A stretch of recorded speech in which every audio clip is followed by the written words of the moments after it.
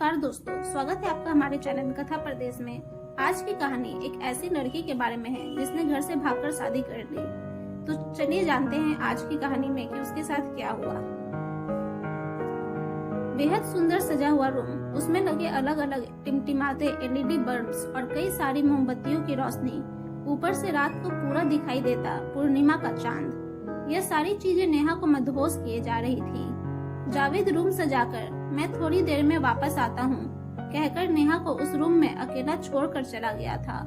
नेहा जो जावेद से इतना प्यार करती थी कि उसके लिए उसने एक बार कहने से ही अपना घर छोड़कर उसके साथ आ गई थी। इस बात का उसे कोई अफसोस भी नहीं था। नेहा को अपने सपनों का राजकुमार मिल गया था। इन दोनों ने भागकर शादी कर ली थी और आज उनके मिलन की रात थी। नेहा बड़ी बेसब्री से प्रेमी का इंतजार कर रही थी। डोरबेल सुनते ही नेहा के अरमान जैसे जाग उठे। उसने सोचा आखिरकार मिलन की वह घड़ी आ गई जिसका उसे कब से इंतजार था। दौड़कर नेहा ने दरवाजा खोला और जो सामने उसने देखा उससे उसके सारे अरमान धरे के धरे रह गए। दरवाजे पर जावेद खड़ा था, लेकिन अकेला नहीं। वह अपने साथ 8 लोगों को लेकर आया था।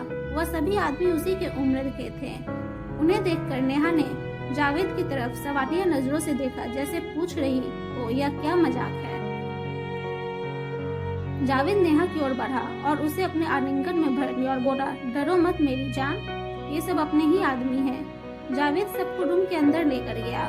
नेहा सबको पानी देने गई, तब सब उसको छेड़ने लगे, जिसका वह विरोध करने लगी और उसे यह देखकर बहुत आश्चर्य हुआ कि जावेद कुछ भी नहीं बोल रहा था। उसका दिन तब टूट कर चूर चूर हो गया जब जावेद ने कहा कि जो सबसे ज्यादा दाम लगाएगा नेहा के साथ वही आज रात बिताएगा। नेहा को अब समझ में आया था कि जावेद उसके साथ जिंदगी बिताने के लिए नहीं, बल्कि उसे बेचकर उसकी इज्जत मिट्टी में मिलाने के लिए यहाँ लेकर आया था।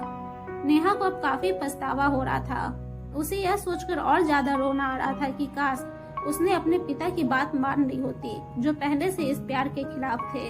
उन्होंने उसे बहुत समझाया था कि जावेद अच्छा लड़का नहीं है, लेकिन नेहा ने उनकी एक न सुनी थी।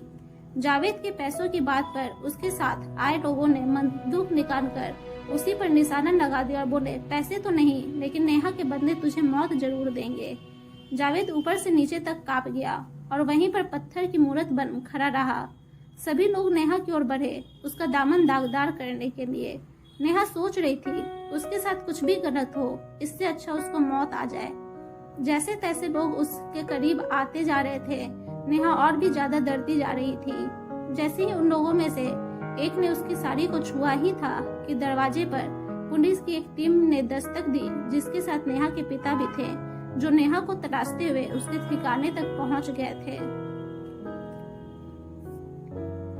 अपने पिता को देखकर नेहा को जैसे नया जन्म मिल गया। वो तेजी से दौड़ी और अपने पिता के गले लग गई। सारी बात पता चलने पर उसके पिता की आंखों में खून उतर आया। अगर साथ में पुलिस न होती तो शायद वह उन लोगों की जान ही ले लेते, लेकिन पुलिस ने उन्हें रोक लिया और सभी को गिरफ्तार कर लिया, जावेद को भी।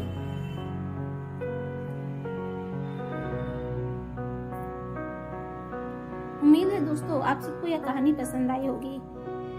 अगर आप सबको यह कहानी पसंद आई तो प्लीज हमारे चैनल को सब्सक्राइब और हमारे वीडियो को लाइक और शेयर जरूर करें।